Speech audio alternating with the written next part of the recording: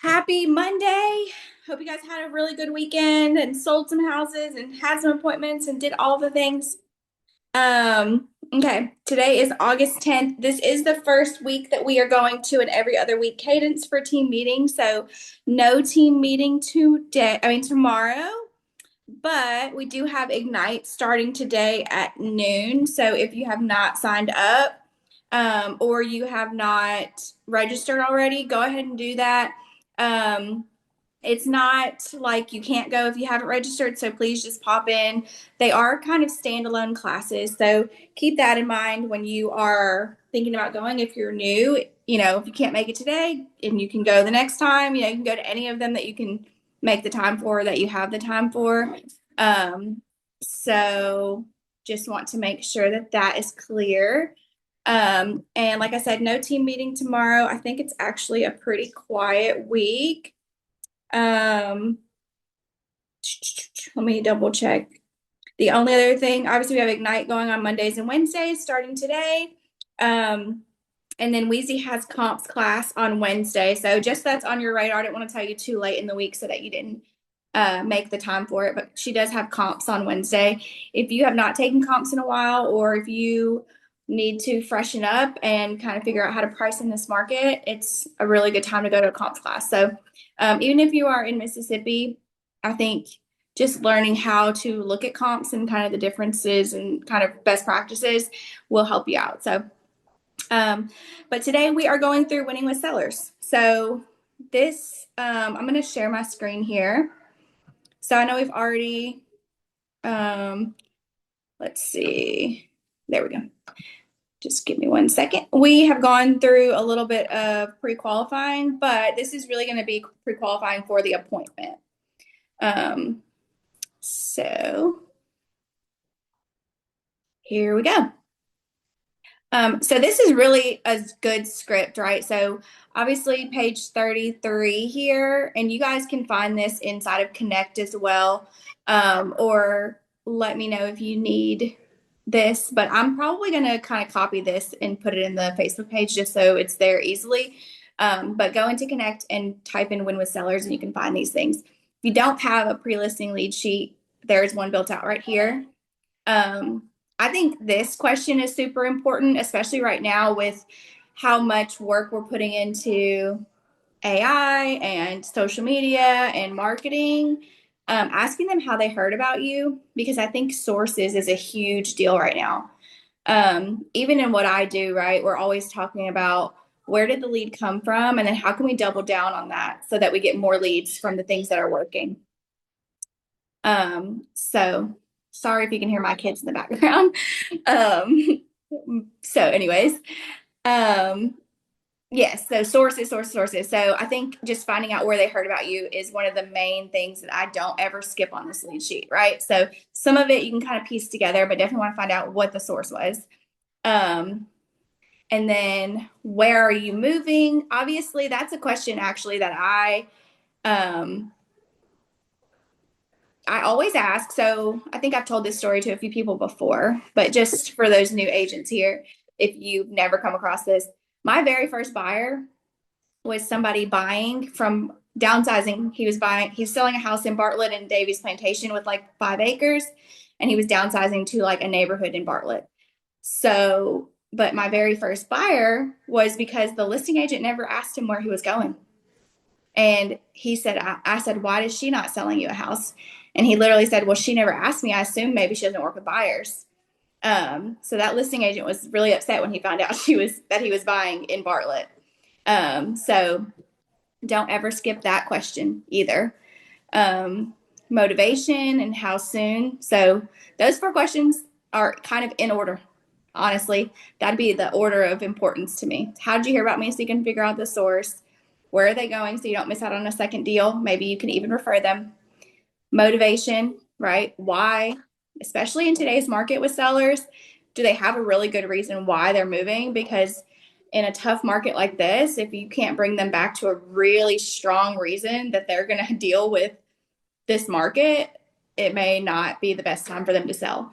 And then how soon do they have to be there? And that, because that motivation and the and the when can really push them when you're like, hey, let's give a little bit on this $2,000 or whatever that looks like, right? So just bringing them back to that, which I know we kind of talked about last week. But then here's kind of the conversation, right? So this is a little bit of role play you guys can do with chat, do together, just really read through this so that you have a good understanding, right, of getting the appointment. So obviously I'll just kind of roll through the conversation here so that you hear how it goes. But someone calls and says they want to sell their house next month, right? Just kind of asking, they have a plan and introducing yourself. Now, obviously, most of the time, if someone's calling you, they know who you are. They probably got your name from someone. But then you're pre-qualifying to find out the same thing as we talked about with Win with Buyers, right? Are they ready, willing, and able? There are a couple things that you need to look out for if they're actually able, right? But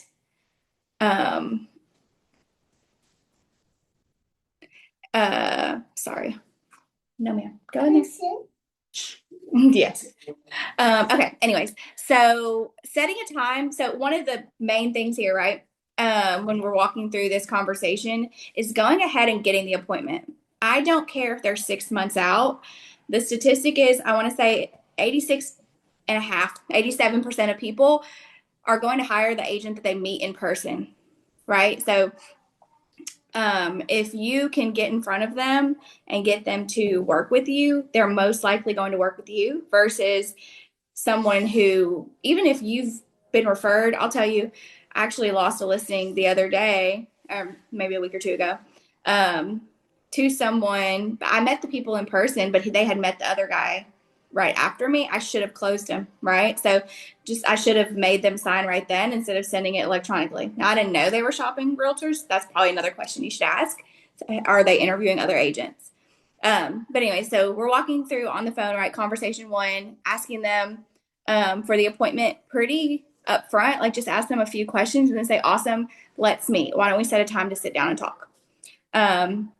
Okay, that sounds good. Cool. I have a packet of information to send over to you to get some questions answered, right?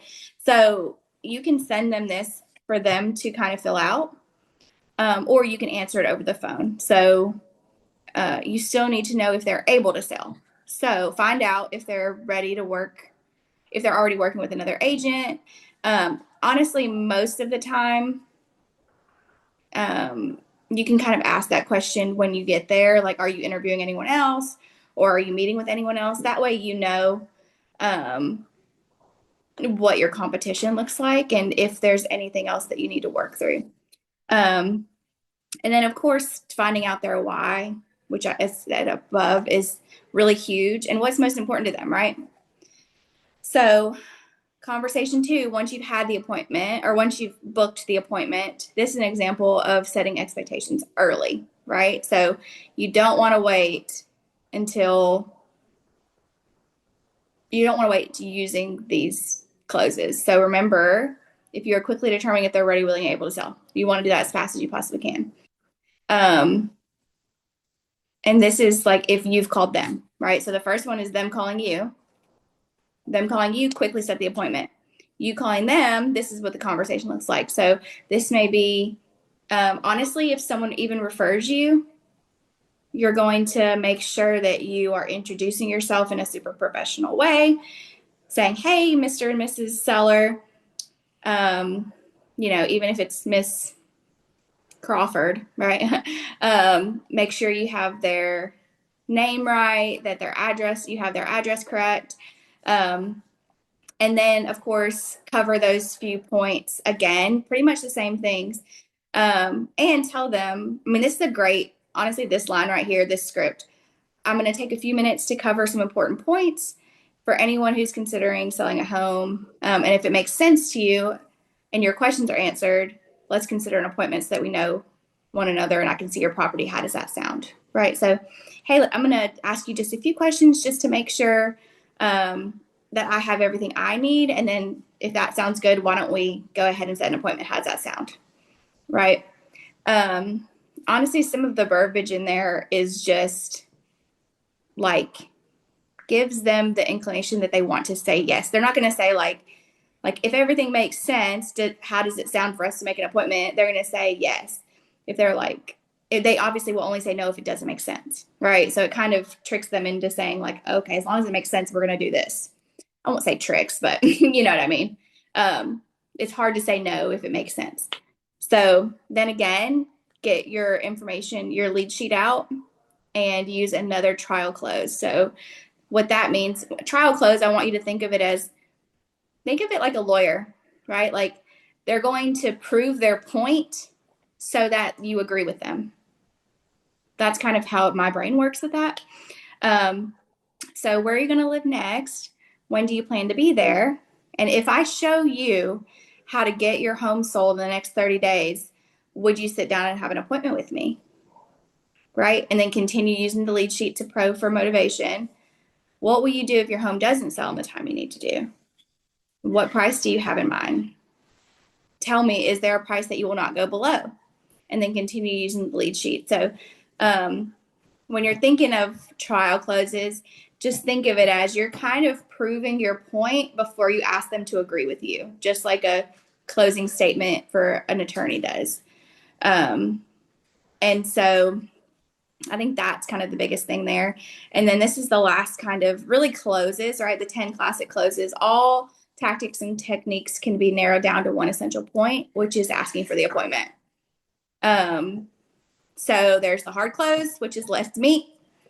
The soft close, I've really enjoyed meeting with you. Would you like to get together and discuss further?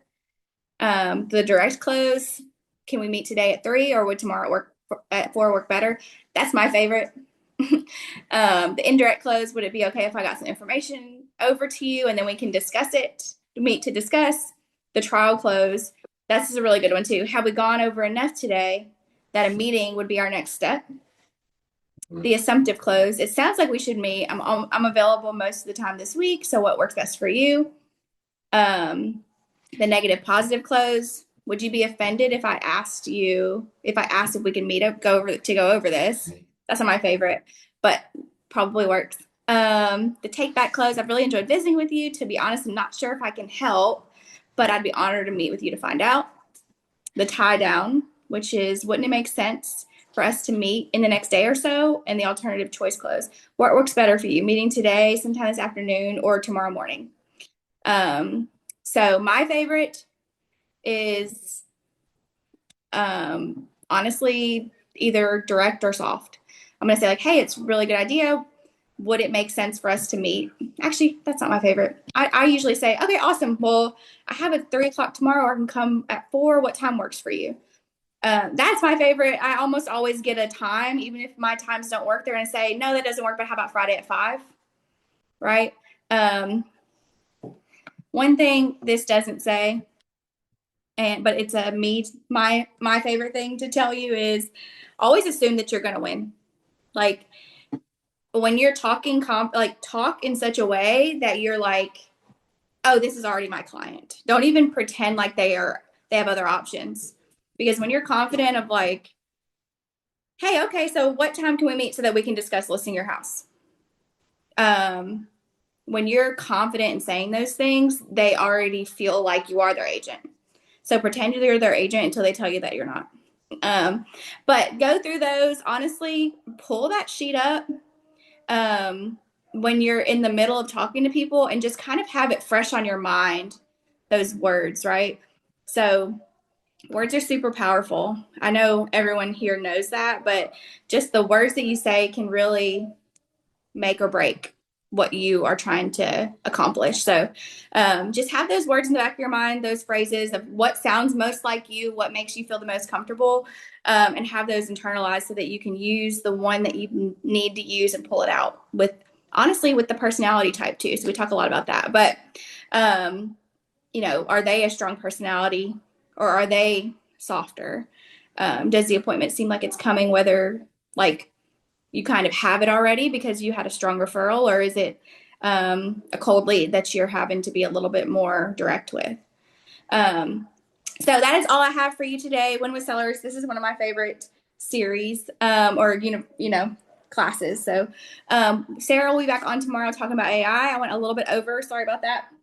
But read over that. Y'all internalize those words and those verbiages and practice with friends and family or your kids or AI. And we will see you tomorrow. Y'all let me know if you need anything.